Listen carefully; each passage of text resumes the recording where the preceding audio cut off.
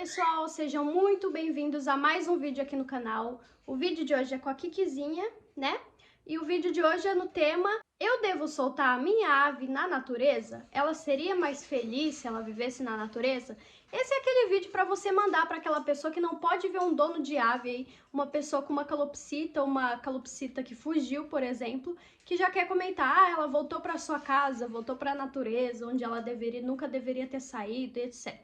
Então fica ligadinho aí, tá bom, pessoal? Que eu vou falar sobre esse assunto tanto para calopsitas quanto para outras aves silvestres, por exemplo. Começando então aqui por calopsitas. Calopsitas e outras aves são aves pets em todo o mundo, gente, não só no Brasil, tá bom? Calopsita, para quem não sabe, é um animal exótico, ou seja, não é da nossa fauna, não é um animal aqui oriundo do Brasil. Calopsita é australiana. Soltar animais exóticos na nossa fauna silvestre, no nosso país, é crime ambiental, pessoal. Sim, é crime ambiental. Se você fizer isso, você pode ser multado, entre várias outras coisas. Isso porque um animal exótico, uma planta exóticos que não são daqui, apresentam riscos para a nossa fauna. Eles podem ali causar um desajuste em toda a nossa fauna, levar espécies de aves, animais, plantas para extinção.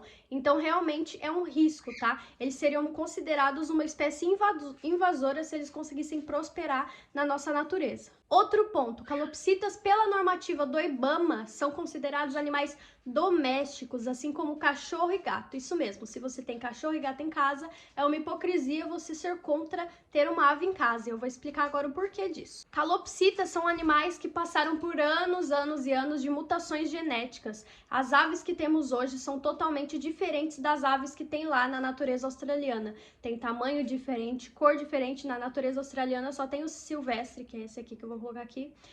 São cores diferentes, portes diferentes.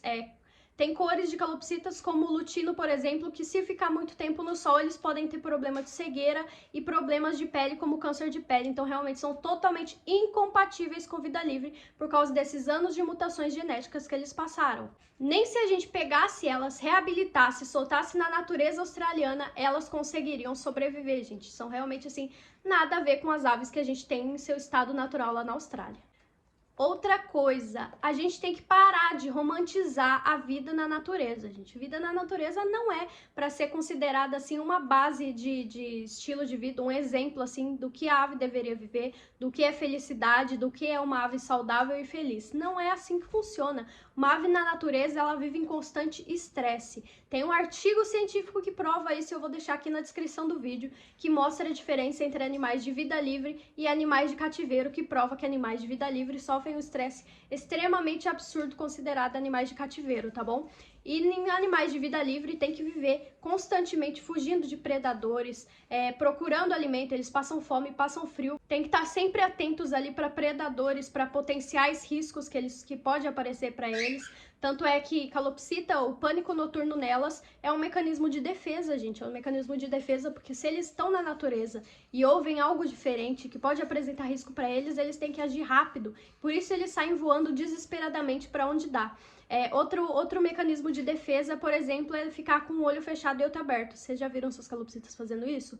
Eles fazem isso para dormir. Sim, eles têm essa capacidade de dormir só com metade do cérebro. Eles estão com o olho direito fechado, por exemplo, e eles estão dormindo do lado esquerdo do cérebro deles. Justamente para ter esse lado que está acordado atento com os possíveis perigos que estão à sua volta. Então, realmente, assim, é uma situação extremamente estressante para elas. Não é sinônimo de qualidade de vida ou vida na natureza. Agora, saindo um pouquinho do tema de calopsitas, vamos para a importância de criação em cativeiro. Se não fosse a criação responsável, legalizada, várias espécies já estariam extintas, pessoal. Um exemplo mais recente disso, que a maioria das pessoas deve estar sabendo, é da ararinha azul, que foi completamente extinta na natureza aqui do Brasil, mas graças à criação em cativeiro ainda temos espécies delas que podem reproduzir e estão reproduzindo para poder pegar os filhotes, reabilitar e soltar na natureza brasileira, como está acontecendo, né?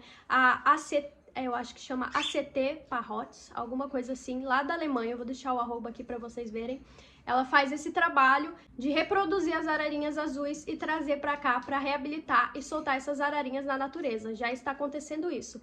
Mas enfim, então se não fosse a criação em cativeiro, se não existissem essas aves em cativeiro, a gente não ia ter para reintroduzir na nossa fauna novamente, tá, gente? Elas estariam completamente extintas de todo lugar, assim como a arara azul pequena, por exemplo, que a última foi vista em 2000 e ela é completamente extinta, não tem cativeiro pra gente reintroduzir.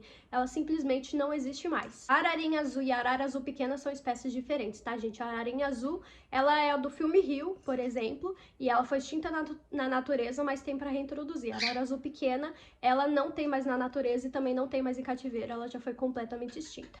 Aves nascidas em cativeiro não têm noção nenhuma de como sobreviver na natureza, gente. Elas nasceram em cativeiro. Elas não passaram pelo processo de imprinting. Eu tenho um vídeo falando sobre isso no canal, para vocês entenderem melhor do que eu tô falando. Elas passaram pelo processo de imprinting com aves nascidas em cativeiro também, que vivem em cativeiro. E não com aves de vida livre, que ali ensinariam elas a fugir de predadores, a procurar alimento, a procurar um par, a fazer ninho, entre outras coisas. Achar abrigo para dormir, entre vários outros fatores que são essenciais para a sobrevivência dela.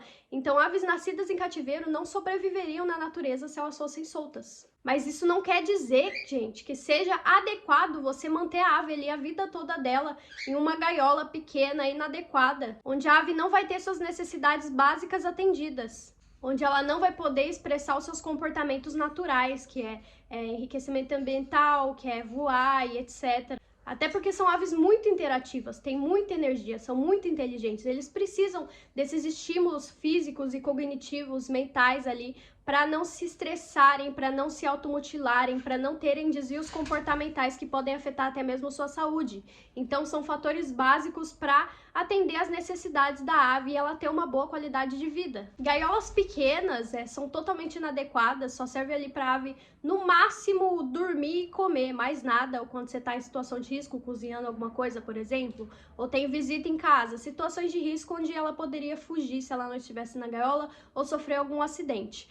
Mas mesmo assim, gaiolas pequenas não são adequadas nem para isso, se a gente for ver, porque é um local pequeno, né? A ave não conseguirá nem abrir as asas dela. Então, na hora de você ter uma ave, você tem que pensar nisso, e ter o viveiro do tamanho adequado, oferecer enriquecimento ambiental para essa ave, para atender ali as necessidades dela.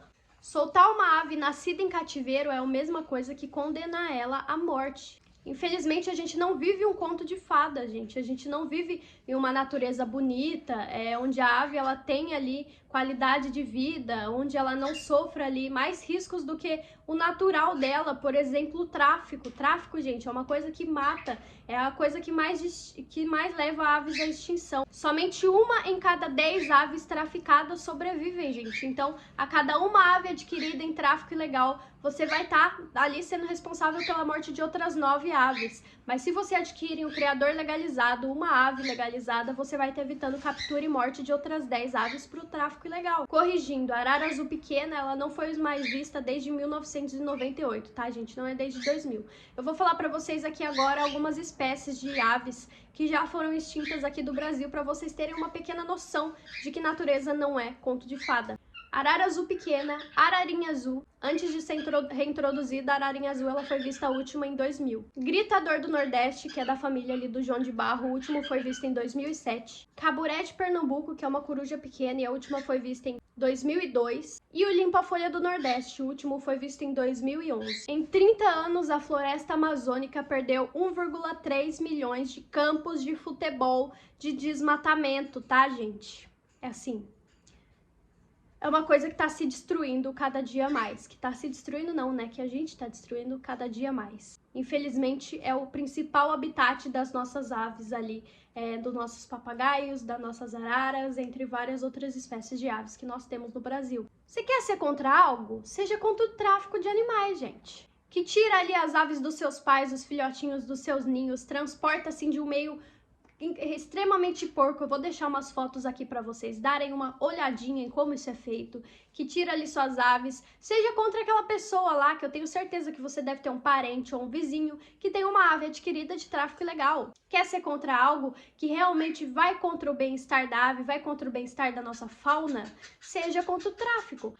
Elas são tratadas porcamente, são vendidas para ignorantes egoístas, que não têm aves legalizadas por não terem como pagar ou só por serem ignorantes. restaurantes mesmo, onde 99% dessas aves elas não vão ter acesso à qualidade de vista justamente por essa falta de condições dos donos. É onde essa ave vai ser tratada ali com pão, com girassol, mix de sementes, café, leite, com bolacha em uma gaiola pequena, enferrujada, enfim, entre várias outras coisas que eu vejo em 99% dos casos de aves ilegais por aí. Seja contra aqueles criadores fundo de quintal, né, que a gente chama de fundo de quintal. Não é uma crítica a quem cria aí no fundo de quintal de casa, não, gente. É só uma nomenclatura que a gente usa para criadores que não têm, que só visam lucro, que não visam o bem-estar de suas aves, que não têm estudo naquilo. Enfim, estão ali só para lucrar mesmo. Que tem dezenas de casais em espaços minúsculos, que reproduzem as aves o ano todo, sem nenhum descanso, sem nenhum critério, que tem ali uma alimentação horrível às aves, que não tem higiene nenhuma com o local, onde as aves são máquinas de reproduzir e depois eles vão vender essas aves a 40, 60 reais na feira. Então, seja contra esse tipo de criador, esse criador, esse traficante de aves e também o criador fundo de quintal, porque eles sim vão contra o bem-estar das nossas aves, eles sim vão contra toda a qualidade de vida que a gente deveria dar a essas aves.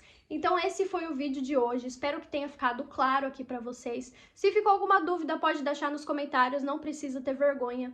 Não esquece de seguir nas redes sociais, no Instagram, que eu vou deixar aqui em cima. Também não esquece de se inscrever no canal, de deixar seu like, tá? Porque aí mostra que você tá gostando do meu conteúdo aqui, que o que eu tô fazendo aqui tá realmente ajudando vocês, que tá ensinando vocês em algo.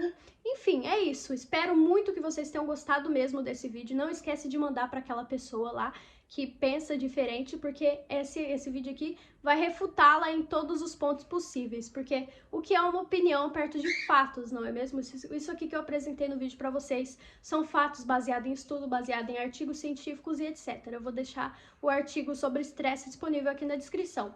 Então esse foi o vídeo, um beijo e até o próximo vídeo, né, Kiki? Olha aqui, Kiki, olha aqui. Manda um beijo pro pessoal.